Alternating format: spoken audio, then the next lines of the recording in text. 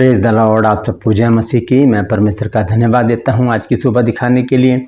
एक और दिन परमेश्वर ने हम सबके जीवन में जोड़ दिया। हम परमेश्वर को कोटि कोटि धन्यवाद दें। एक नया संदेश लेकर मैं आपका दोस्त पास्टर राज मसीह आपके सम्मुख उपस्थित हूं। और आज का जो संदेश है, एक भाई हैं जिन्होंने इस आयत पर सवाल पूछा था मेरे से। मैंने उनको बता दिया है। मैं चाहता हूं कि ये बात हम सब सीखें। और वो वचन है प्रकाशित वाक्य 2 अध्याय उसके 4 पद में कि तूने अपना पहला सा प्रेम छोड़ दिया है। तो पहला सा प्रेम क्या है, आज इस विषय पर हम बातचीत करेंगे। तो पूरा संदेश सुनिए और इसे शेयर भी कीजिए ताकि और भी लोग इस भेद की बात को जान सकें। प्रकाशित वाक्य 2 अध्याय 4 पद का जो भेद है, आज हम उसको जानेंगे कि वहाँ पर प्रभु यीशु मसीह का कहने का अर्थ क्या है, पहला सा प्रेम क्या होता है। तो बने रहिए मेरे साथ, पूरा संदेश सुनिए और इसे शेयर भी कीजिए। Praise the Lord. True pulse में आज का सवाल है, मेरा एक और चैनल है जैसे आप जानते हैं ट्रू पल्स, उसमें आज का सवाल है कि कौन सी 3 चीज़ें मनुष्य की बुद्धि को भ्रष्ट कर देती हैं। ये होशे नबी की पुस्तक में लिखा है, आप देख सकते हैं। अगर जानते हैं तो कमेंट्स में लिख दीजिए, नहीं तो डिस्क्रिप्शन में आपको इस सवाल का जवाब मिल जाएगा। Praise the Lord. और मैं आपसे गुजारिश करता हूँ कि आप मेरे इस चैनल को सब्सक्राइब कीजिए और मेरे और भी 2 चैनल और हैं उनको भी सब्सक्राइब कीजिए। बेल आइकन को दबाइए, नोटिफिकेशन आपके पास पहुंचेगा।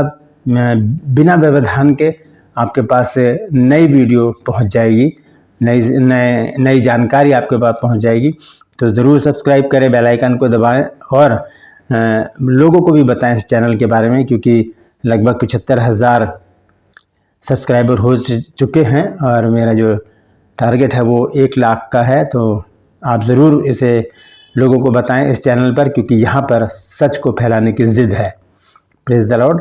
और यदि आप इस चैनल के ग्रोथ के लिए या हमारी मिनिस्ट्री के लिए कुछ डोनेट करना चाहते हैं तो ये नंबर है मेरे, आप इस पर ज़रूर कीजिएगा ताकि हम प्रभु के राज्य की तैयारी मिलकर कर सकें।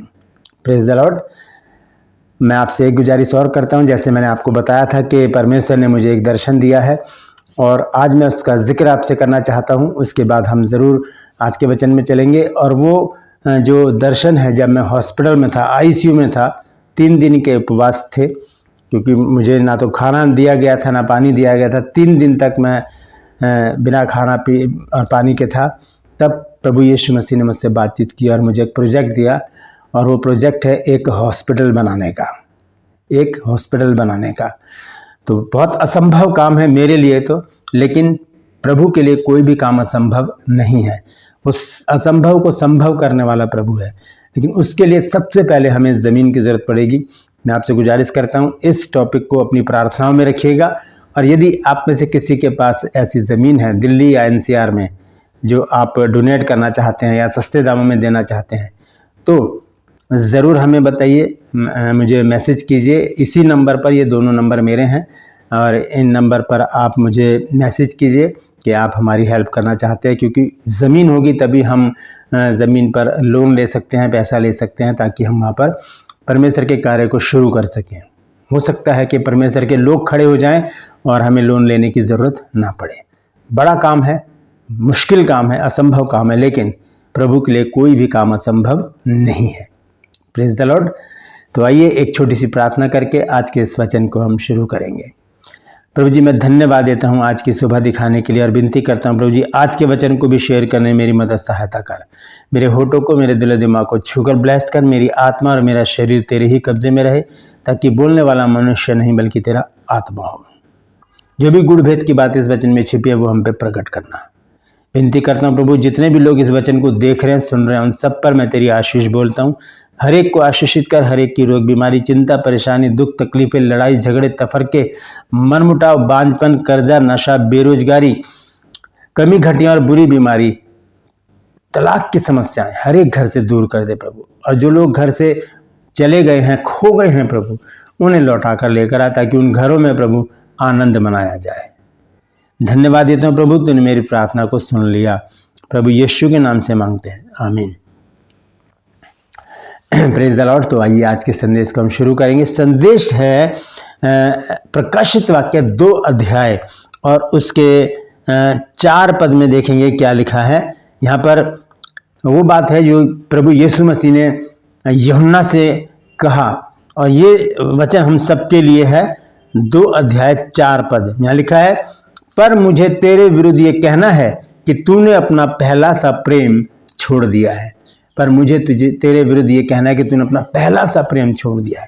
लेकिन इससे पहले प्रभु यीशु मसीह ने कुछ बात कही है। 1 से 3 पद तक अगर हम पढ़ें तो यहाँ लिखा है, इफिसुस की कलीसिया के दूत को ये लिख कि जो 7 तारे अपने दाहिने हाथ में लिए हुए है और सोने की 7 दीवटों के बीच में फिरता है, वह ये कहता है, कौन? प्रभु यीशु मसीह, तेरे काम और परिश्रम और तेरा धीरज जानता हूं। मैं तेरे काम और परिश्रम और तेरा धीरज जानता हूं, और ये भी कि तू बुरे लोगों को तो देख नहीं सकता, और जो अपने आप को प्रेरित कहते हैं और है नहीं, उन्हें तूने परख कर झूठा पाया है। और आगे 3 पद में देखिए क्या लिखा है, और तू धीरज धरता है और मेरे नाम के लिए दुख उठाते उठाते थका नहीं। इतनी बड़ी बड़ी बातें बता रहे हैं प्रभु यीशु मसीह, इतनी बड़ी बड़ी बातें तुम्हारे अंदर है। लेकिन 4 पद में आकर वो रुक जाते हैं और कहते हैं, लेकिन पर मुझे तेरे विरुद्ध ये कहना है कि तूने अपना पहला सा प्रेम छोड़ दिया है। सो चेत करके तू कहाँ से गिरा है और मन फिरा और पहले के समान काम कर, और यदि तू मन ना फिराएगा तो मैं तेरे पास आकर तेरे दीवट को उस स्थान से हटा दूंगा। दीवट को उस स्थान से हटा दूंगा। यहाँ पर भी बड़ा भेद है, लेकिन इस पर मैं एक अलग से वीडियो बनाऊंगा, आने वाले दिनों में जरूर देखिएगा, इंतजार कीजिए इस वीडियो का। लेकिन आज हम 4 पद पर विचार करेंगे। 4था पद है, पर मुझे तेरे विरुद्ध ये कहना है कि तूने अपना पहला सा प्रेम छोड़ दिया है। ये पहला सा प्रेम क्या है दोस्तों? पहला प्रेम जो है प्रभु यीशु मसीह से कब होता है? जब हम प्रॉब्लम में होते हैं, मुसीबत में होते हैं, बीमारियों में होते हैं, या हम किसी दूसरे पंथ में होते हैं और हमें कोई रास्ता नहीं मिलता, हम दर दर की ठोकरें खाते हैं, ना हमें चंगाई मिलती है, ना हमें आशीषें मिलती हैं, हम बहुत ही परेशानी में अपने जीवन को व्यतीत करते हैं। अचानक क्या होता है कि कोई जन हमको मिलता है और वो कहता है कि प्रभु यीशु मसीह के पास आओ। प्रभु यीशु मसीह सारे दुखों का निवारण करने वाला प्रभु है। पहले तो हम आनाकानी करते हैं, लेकिन फिर धीरे धीरे जब पता चलता है, मरता क्या ना करता, ये वाली कहावत यहाँ पर पूरी होती है कि चलो आजमा के देख लेते हैं, प्रभु यीशु मसीह के पास चलते हैं। और फिर क्या होता है कि लोग प्रभु यीशु मसीह के पास आते हैं, और वहाँ पर आते ही क्या होता है, एक बड़े बड़े आश्चर्यक्रमों को जब देखते हैं, चर्च में आकर देखते हैं, लोग बड़ी बड़ी गवाहियाँ दे रहे हैं और अच्छा जीवन जी रहे हैं, तब उनकी आंखें खुल जाती हैं। फिर वो सोचते हैं कि क्यों ना हम भी प्रभु यीशु मसीह के पास आकर अपनी दुविधा, अपने दर्द, अपने क्लेश, अपनी चिंताएं उसे बताएं। और फिर जब बताते हैं तो प्रभु यीशु मसीह तो दयालु प्रभु है, वो उनके जीवन से सारे दुखों को दूर कर देता है।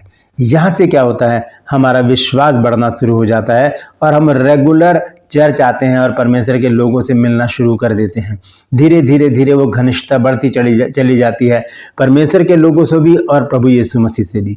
जब ये घनिष्ठता बढ़ती चली जाती है, तब हमारा प्रेम जो है वो प्रभु यीशु मसीह से बढ़ता चला जाता है, और हम सिर्फ और सिर्फ प्रभु प्रभु प्रभु प्रभु करते रहते हैं। और हम बाइबल पढ़ते हैं, रात दिन बाइबल पढ़ते हैं, प्रार्थनाएं करते हैं और संगति में बने रहते हैं, क्योंकि प्रभु यीशु मसीह हमारे जीवन में बहुत बड़े काम कर चुके होते हैं। हमारे घर से बीमारियां चली जाती हैं, हमारे घर से कमी घटियां दूर हो जाती हैं। प्रभु हमें आशीषित करता है, एक अच्छा जीवन देता है, लोगों में हमें आदर देता है। जब हम परमेश्वर के लोगों से मिलते हैं, तब वहाँ पर हमें आदर मान दिया जाता है, ब्रदर या सिस्टर कहकर हमसे बातचीत की जाती है।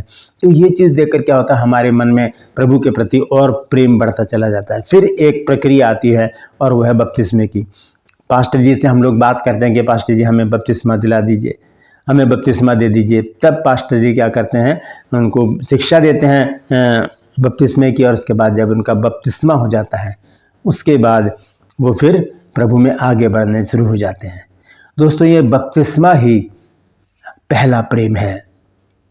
बपतिस्मा ही पहला प्रेम है। जब हम बपतिस्मा ले लेते हैं, लेकिन उसके बाद क्या होता है, बपतिस्मे के बाद प्रभु यीशु मसीह को बपतिस्मे से पहले का हमारा जीवन कैसा है उससे कोई भी मतलब नहीं है। हम जैसे भी थे, जैसा जी रहे थे, प्रभु ने हमें छोड़ रखा था। लेकिन जैसे हम बपतिस्मा लेते हैं, हम प्रभु में आ जाते हैं, क्योंकि यूहन्ना 1 अध्याय और उसके 12 पद में लिखा है कि जितनों ने उसे ग्रहण किया उसने उन्हें परमेश्वर की संतान होने का अधिकार दिया, अर्थात उन्हें जो उसके नाम पर विश्वास करते हैं। तो जब हम बपतिस्मा लेते हैं हम विश्वासी बन जाते हैं, हम यीशु मसीह के नाम पर विश्वास करते हैं और बपतिस्मा लेने के बाद धीरे धीरे धीरे धीरे ज्यों ज्यों दिन बीतते चले जाते हैं हम पीछे पीछे पीछे होते चले जाते हैं, फिर हम पुरानी ज़िंदगी में आ जाते हैं, फिर हमारा जीवन वैसा ही हो जाता है। हम उन पहली बातों को भूल जाते हैं। वो पहला प्रेम जब बपतिस्मे से पहले और बपतिस्मे के समय प्रभु यीशु मसीह से हमारा था, हम उसे भूल जाते हैं और हम अपनी इच्छाओं को पूरा करना शुरू कर देते हैं।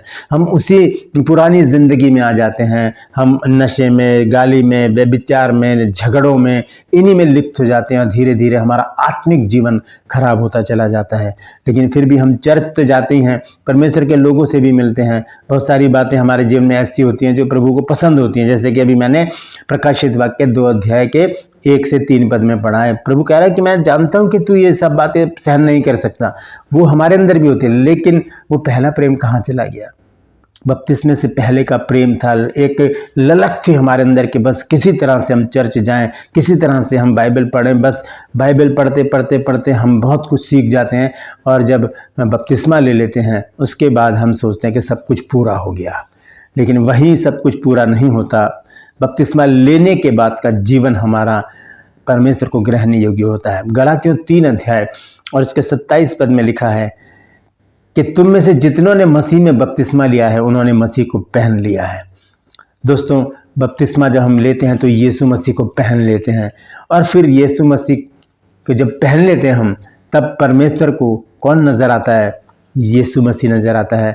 हम नज़र नहीं आते। हम जहाँ भी जाते हैं परमेश्वर की दृष्टि हम पर बनी रहती है। परमेश्वर हमें मुसीबतों से, एक्सीडेंट से, बुरी बातों से, हर एक बुरी बला से बचाकर हमें अपनी पनाह में रखता है, बशर्ते कि हम कोई गलत तरीका ना अपनाएं, गलत रास्ते पे ना चल पड़े, गलत काम ना शुरू कर दें। पहली बात। दूसरी बात यह कि शैतान को भी प्रभु यीशु मसीह ही नज़र आते हैं, इसलिए वो हमें छू नहीं सकता। देखते हैं पहला यूहन्ना और उसका 5 अध्याय और उसका 18 पद। देखिए यहाँ पर क्या लिखा है। पहला यूहन्ना 5 अध्याय और उसके 18 पद में लिखा है, हम जानते हैं कि जो कोई परमेश्वर से उत्पन्न हुआ वह पाप नहीं करता, पर जो परमेश्वर से उत्पन्न हुआ उसे वह बचाए रखता है और वह दुष्ट उसे छूने भी नहीं पाता। दोस्तों, परमेश्वर से उत्पन्न होने का मतलब ही बपतिस्मा लेना है। जब हम बपतिस्मा लेते हैं तब हम परमेश्वर से उत्पन्न होते हैं। उत्पन्न होने का मतलब है जन्म लेना, उत्पत्ति होना। तो लिखा है हम जानते हैं कि जो कोई परमेश्वर से उत्पन्न हुआ है, जिसने बपतिस्मा ले लिया है, वो पाप नहीं करता, पर जो परमेश्वर से उत्पन्न हुआ यानी कि जिसने बपतिस्मा ले लिया है उसे परमेश्वर बचाए रखता है और वह दुष्ट उसे छूने नहीं पाता। क्यों? क्योंकि हमने यीशु मसीह को पहन रखा है और शैतान की हिम्मत नहीं कि वो यीशु मसीह को छू ले। दोस्तों, बपतिस्मा एक बहुत बड़ी प्रक्रिया है, एक बहुत बड़ी विधि है परमेश्वर की ओर से ठहराई हुई। ये हल्की बात नहीं है। बपतिस्मा लेने के बाद का हमारा जीवन परमेश्वर को ग्रहण योग्य होना चाहिए। हम परमेश्वर के उन कामों में लिप्त हो जाएं बपतिस्मा लेने के बाद जिसमें परमेश्वर के लोग लगे रहते हैं। हम परमेश्वर के लोगों से संगति बनाकर रखें। हम निरंतर बाइबल पढ़ते रहें, निरंतर प्रार्थना करते रहें, आराधना स्तुति करते रहें, संगति में बने रहें और परमेश्वर को हर समय अपने सम्मुख रख कर जाने, क्योंकि बपतिस्मे के बाद का ही जीवन परमेश्वर को ग्रहण योग्य है। और जब हम ऐसा चलेंगे तब वो दुष्ट हमें छूने नहीं पाएगा। क्यों? क्योंकि हमने यीशु मसीह को पहन रखा है, हम यीशु मसीह के अंदर हैं, तो शैतान हमें किसी रीति से छू नहीं पाएगा। इसलिए लिखा है, यीशु मसीह ने कहा कि तूने अपना पहला सा प्रेम छोड़ दिया है। बपतिस्मे के समय जो प्रेम तूने दिखाया था, बपतिस्मा लेने के बाद धीरे धीरे तू पीछे होता चला गया और क्या हो गया? तूने अपना पहला सा प्रेम छोड़ दिया है। ज़रूरी है कि हम पहला सा प्रेम फिर से दिखाएं। लिखा है कि चेत करके तू कहाँ से गिरा। कहाँ पर ऐसी बात मेरे जीवन में आ गई कि मैं वहाँ से गिर गया, वहाँ से मैं पीछे चला गया, वहाँ से मैं बैकस्लाइड हो गया, वहाँ से मैं प्रभु को भूल गया, वहाँ से मैंने प्रभु प्रभु कहना बंद कर दिया, मैं संसार में चला गया, मैं संसार में लिप्त हो गया। वो याद करने की ज़रूरत है। अगर याद आ जाए तो हम पश्चाताप करें कि प्रभु मुझसे गलती हुई है, मुझे क्षमा कर देना। प्रभु हमें माफ़ करेगा और फिर से हमें ऊंचे स्थान पर खड़ा करेगा। Praise the Lord. परमेश्वर इन वचनों के द्वारा हम सबको आशीष दे। यदि बात आपकी समझ में आ गई है तो कमेंट्स में ज़रूर लिखिएगा, और यदि आज आपने कुछ नया सीखा है तो कमेंट्स में आकर मुझे बताइए, और यदि आपके मन में भी कोई सवाल है तो ज़रूर मुझसे पूछिएगा, मैं उस पर वीडियो बनाने का पूरा प्रयास करूँगा। Praise the Lord. मैं धन्यवाद देता हूँ आप सबका कि आप सब ने मेरे लिए प्रार्थना की, और धीरे धीरे मेरे जो कमज़ोरी है वो दूर होती चली जा रही है। इसलिए मैं एक दिन छोड़कर एक दिन वीडियो बना रहा हूँ, लेकिन मैं चाहता हूँ कि मैं रेगुलर वीडियो बनाऊँ। तो इसलिए मेरे लिए प्रार्थना करते रहिए। और ये मेरे नंबर हैं, इस पर अगर आप मेरी मिनिस्ट्री के लिए या मेरे चैनल की ग्रोथ के लिए कुछ डोनेट करना चाहते हैं तो आपका स्वागत है। परमेश्वर उसके बदले में आपको 100 गुना लौटा कर देगा। Praise the Lord.